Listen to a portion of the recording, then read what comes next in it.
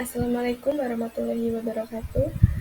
Di sini saya Alia Roma akan menjelaskan tentang modifikasi modul ajar guru Pamong yang saya modifikasi berdasarkan beberapa aspek-aspek yang telah saya temukan. Berikut adalah informasi umum dari modul ajar yang akan saya modifikasi, di mana modul ajar ini merupakan modul ajar mata pelajaran PPKN dengan materi makna sila-sila Pancasila dan juga penerapannya dalam kehidupan sehari-hari. Untuk aspek pertama yang akan saya modifikasi yaitu tentang profil pelajar Pancasila, di mana pada modul ajar guru Pamong ini profil pelajar Pancasilanya hanya dua, ada bergotong royong dan juga dimensi akhlak mulia. Pada kegiatan pembelajaran dilakukan tercermin beberapa aspek dimensi profil pelajar Pancasila, antara lain yaitu bisa ditambahkan bernalar kritis dan juga kemandirian.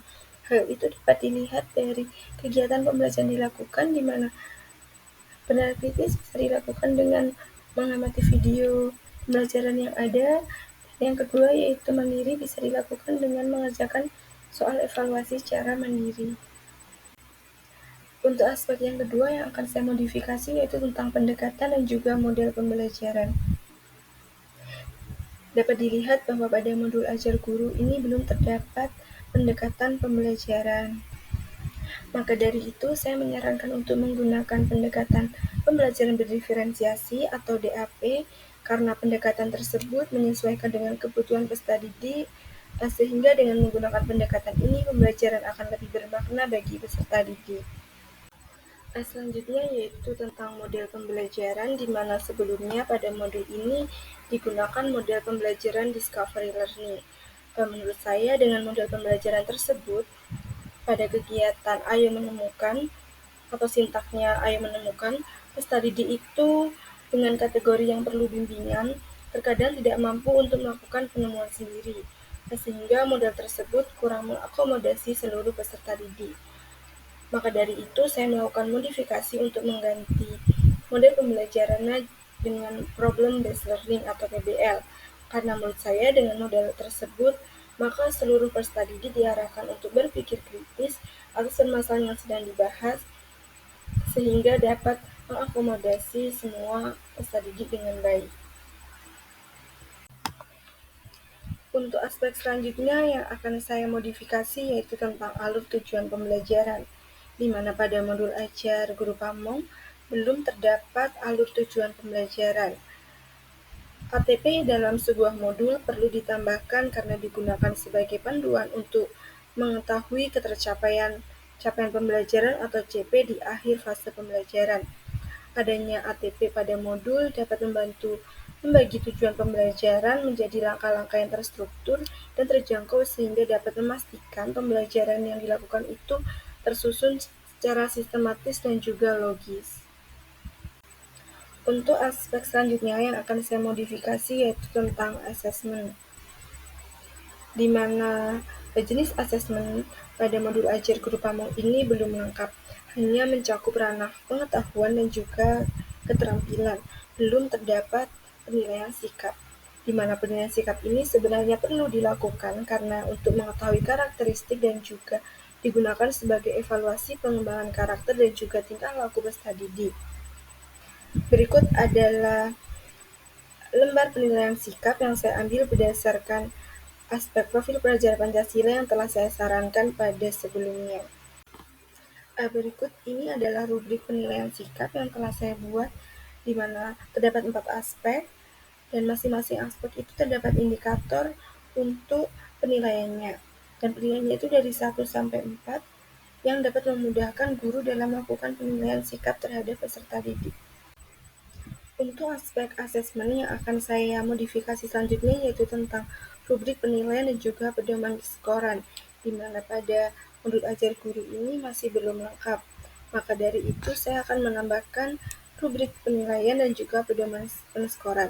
Hal ini saya lakukan karena rubrik penilaian ini merupakan panduan dalam menilai peserta didik dan juga dengan adanya pedoman perskoran, maka akan memastikan bahwa penilaian yang dilakukan itu bisa konsisten, objektif, dan juga adil. Pada slide ini dapat dilihat bahwa saya telah menyusun rubrik penilaian di mana pada rubrik penilaian aktivitas ini terdapat aspek yang dinilai dan juga kriteria yang dinilai, di mana skor 1 memiliki arti perlu bimbingan, skor 2 cukup, skor 3 baik dan juga sangat baik. Selain itu saya juga menuliskan pedoman penskorannya serta rentang nilai untuk memudahkan pendapatan nilai dari setiap peserta didik. Melalui penilaian ini, maka dapat diketahui apakah tujuan pembelajaran telah dicapai oleh masing-masing peserta didik. Untuk aspek asesmen yang ingin saya modifikasi selanjutnya itu tentang kisi-kisi pada soal evaluasi. Dapat diketahui pada modul ajar guru pamong ini belum terdapat kisi-kisi soal, pedoman perskoran maupun kunci jawaban. Maka dari itu saya ingin menambahkan ketiganya untuk mempermudah guru dalam melakukan penilaian dan juga pengkoreksian hasil jawaban dari soal evaluasi peserta didik. Berikut adalah kisi-kisi dan juga kunci jawaban yang telah saya buat berdasarkan modul ajar dari guru pamong, di mana pada kisi-kisi ini saya menuliskan tentang indikator soal dan level kognitif serta kunci jawaban dari soal yang ada pada soal evaluasi guru pamong. Berikut juga saya lampirkan tentang lembar penilaian dan juga pedoman penskoran untuk masing-masing soal yang terdapat pada soal evaluasi. Selain itu saya juga menambahkan tentang rumus untuk menentukan nilai dan juga rentang nilai yang nantinya dapat digunakan untuk mengetahui apakah masing-masing peserta didik itu sudah memenuhi kriteria ketuntasan minimum atau belum. Untuk aspek asesmen yang ingin saya modifikasi selanjutnya yaitu tentang LKPD, di mana pada modul ajar guru pamong ini belum terdapat LKPD, padahal pada bagian saran dan juga prasarana tertulis terdapat LKPD sebagai bahan dari sumber belajar. Maka dari itu, saya menambahkan LKPD yang nantinya dapat digunakan untuk mengukur tingkat tercapaian dari tujuan pembelajaran. Berikut adalah LKPD yang telah saya susun. LKPD ini saya susun berdasarkan tujuan pembelajaran yang ada pada LKPD di sebelah kiri. Ini bertujuan untuk mencapai tujuan pembelajaran yang pertama, yaitu tentang menguraikan makna dari sila-sila Pancasila, dan untuk LKPD yang di sebelah kanan ini digunakan untuk menjelaskan sikap-sikap yang berhubungan dengan sila-sila dalam Pancasila. Kedua LKPD ini dapat digunakan untuk mengetahui tingkat ketercapaian dari tujuan pembelajaran yang ada.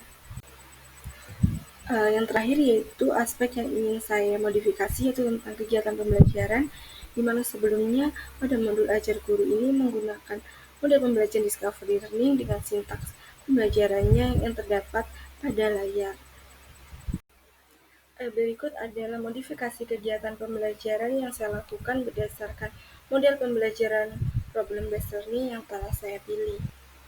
Pada problem based learning, untuk sintaknya yang pertama yaitu mengorientasikan peserta didik pada sebuah masalah. Setelah itu, mengorganisasi peserta didik untuk belajar. Dan yang ketiga yaitu membimbing penyelidikan individual maupun kelompok. Untuk sintak yang keempat yaitu menyusun dan juga menyajikan hasil. Dan yang terakhir yaitu menganalisis dan juga mengevaluasi hasil dari masalah yang telah dibahas. Pada kegiatan pembelajaran yang saya susun ini juga menyertakan pendekatan pembelajaran berdiferensiasi dengan melakukan pendampingan dan juga pembimbingan yang lebih bagi peserta didik ataupun kelompok yang memerlukan bimbingan lebih. Hal ini saya lakukan agar semua kebutuhan peserta didik dapat terpenuhi dan terakomodasi dengan baik. Demikian adalah modifikasi modul ajar dari guru pamong yang dapat saya lakukan dan saya sampaikan.